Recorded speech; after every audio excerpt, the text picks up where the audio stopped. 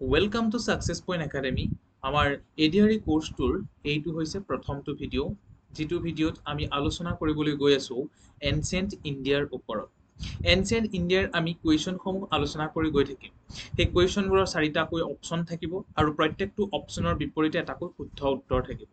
আৰু সেই শুদ্ধ উত্তৰটোৰ সামঞ্জস্যভাৱে থকা কিছুমান আমি জানিবলগীয়া তথ্য আমি আলোচনা কৰি গৈ থাকিম। গতিকে প্ৰত্যেকটো ভিডিঅ'তে আমি 30টাকৈ কুৱেশ্যনৰ বিষয়ে আলোচনা কৰিম। ঠিক তেনেদৰে আমাৰ এনচিয়েণ্ট ইণ্ডিয়া, মিডিয়েভেল ইণ্ডিয়া আৰু মডাৰ্ণ ইণ্ডিয়াৰ ওপৰত আমি আলোচনা কৰিম। আৰু ঠিক সেই একেদৰেই অসমৰ ওপৰতো এনচিয়েণ্ট আছাম, মিডিয়েভেল আছাম আৰু মডাৰ্ণ আছামৰ ওপৰত কুৱেশ্যনসমূহ আলোচনা কৰি গৈ থাকিম। ঠিক আছে, আজি আমি প্ৰথমটো কুৱেশ্যন আগবাঢ়িব গৈ আছোঁ।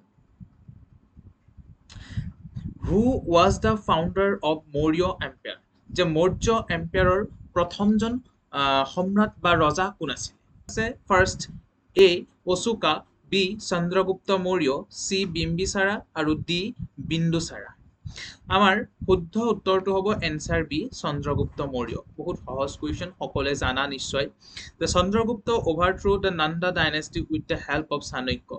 Around 321 BCE, he established the Mauryan Empire after defeating the Dhanananda. After Dhanananda, অৰ্থাৎ নন্দ ডাইনেষ্টি অঁতৰাই কোনে আহিছিলে? চন্দ্ৰগুপ্ত মৌৰ্য মৌৰ্য ডাইনেষ্টি প্ৰতিষ্ঠা কৰিছিলে। কাৰ সহায়ত কৰিছিলে? চাণক্যৰ লগত তেওঁ আছিলে।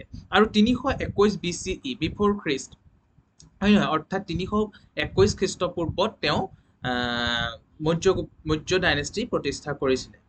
আৰু he established the Maurya empire after defeating the Dhanananda, অৰ্থাৎ ধনানন্দক তেওঁ হৰুৱাই পেলাই কি কৰিছিলে? মৌৰ্য এম্পায়াৰ প্ৰতিষ্ঠা কৰিছিলে। ঠিক আছে, আমি দ্বিতীয়টো কুৱেশ্যনলৈ আগবাঢ়িছোঁ। যে দ্বিতীয়টো কুৱেশ্যন আছে যে the Indus valley civilisation was discovered in the which year? যে আমাৰ ইণ্ডাছ ভেলী চিভিলাইজেশ্যন অৰ্থাৎ হিন্দু সভ্যতা আমাৰ কিমান চনত আৱিষ্কাৰ কৰা হৈছিলে? ইয়াত আমাৰ আছে option A 1901, option B 1920, C 1921 and option D 1930। আমাৰ শুদ্ধ উত্তৰটো হ'ব answer C 1921. The ruins of Harappa were the first discovered in 1921 by Dayaram Sahni. যে জয়াৰাম চাহনীয়ে 1921 চনত প্ৰথমবাৰৰ কাৰণে হাৰাপ্পা আৱিষ্কাৰ কৰিছিলে। Harappa in present day Pakistan. এইটো আহিব পাৰে কুৱেশ্যন যে হৰপ্পাখন বৰ্তমান কোন অঞ্চলত আছে? আমি তেতিয়া অপশ্যনখিনি যেতিয়া আমি পাকিস্তান দেখিম বা লাহোৰ দেখিম, তেতিয়া আমি গম পাই যাম যে হৰপ্পা ক'ত আছে? পাকিস্তানত আছে। Was the first site of Indus valley civilisation to be excavated, অৰ্থাৎ প্ৰথমবাৰৰ কাৰণে চিভিলাইজেশ্যন আৱিষ্কাৰ কৰা হৈছিলে ইণ্ডাছ ভেলী চিভিলাইজেশ্যন 1921ত দায়াৰাম চাহনী। তাৰ পিছৰ কুৱেশ্যন আমাৰ 3 নম্বৰটো আছে which Veda contains the hymns dedicated to various god? যে অপশ্যন আছে Samaveda, B Yajur Vedha, C Atharva Vedha and D Rig বেদা। যে কোনখন বেদত আমাৰ বিভিন্ন ভগৱানৰ কথা উল্লেখ হৈ আছে? অপশ্যন হৈছে আমাৰ D Rig Vedha.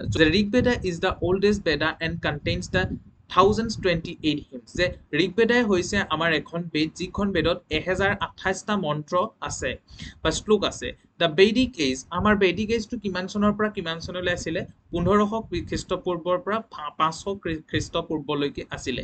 Began with the composition of Rig Veda laying the foundation of Aryan religious life. আৰু এই ঋগ বেদাতে আমাৰ কি গম পাইছে? আৰ্যসকলৰ ৰিলিজিয়াছ লাইফ অৰ্থাৎ ধৰ্মীয় দিশটো আমি গম পোৱা গৈছিলে ঋগ বেদৰ জৰিয়তে।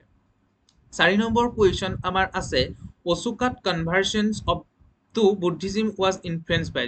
অশোকাছ কনভাৰ্চনছ টু বুদ্ধিজিম, অশোকে বুদ্ধিজিমলৈ কনভাৰ্ট হৈছিলে। কিয় হৈছিলে? কাৰ কাৰণে তেওঁ ইনফ্লুৱেঞ্চ হৈছিলে? Option A Gautama Buddha, option B Kalinga war, option C Jain monks, option D Alexander invasion. আমাৰ ইয়াৰ শুদ্ধ উত্তৰটো হ'ব অপশ্যন বি কলিংগ ৱাৰ। আমি সকলোৱে এই কাহিনীটোৰ বিষয়ে আমি ভালকৈ অৱগত যে কলিংগ ৱাৰত তেওঁ যুদ্ধত ইমান মানুহ মৰা মৃত্যু হোৱা দেখিছিলে, তাৰপিছত তেওঁৰ মনটো বেয়া লাগি তেওঁ বৌদ্ধ ধৰ্ম গ্ৰহণ কৰিছিল। The mass bloodshed during the Kalinga war deeply affected the Ashoka.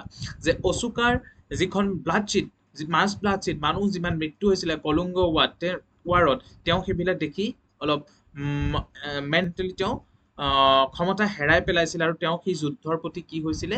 মন নাছিলে আফটাৰ দ্য কলিংগ ৱাৰৰ পাছত Ashoka embraced Buddhism and spread dhamma across the empire আৰু তেওঁ বুদ্ধিজিম গ্ৰহণ কৰিছিলে আৰু ধামাটো গোটেই বৌদ্ধদেৱৰ যিটো ধামা আছে সেইটো গোটেই তেওঁ ৰাজ্যত বিস্তাৰ কৰিবলৈ আৰম্ভ কৰিছিলে আৰু এটা কুৱেশ্যন আমাৰ ইয়াত এৰাইজ হ'ব পাৰে কলিংগ ৱাৰ কেতিয়া হৈছিলে 261 BCE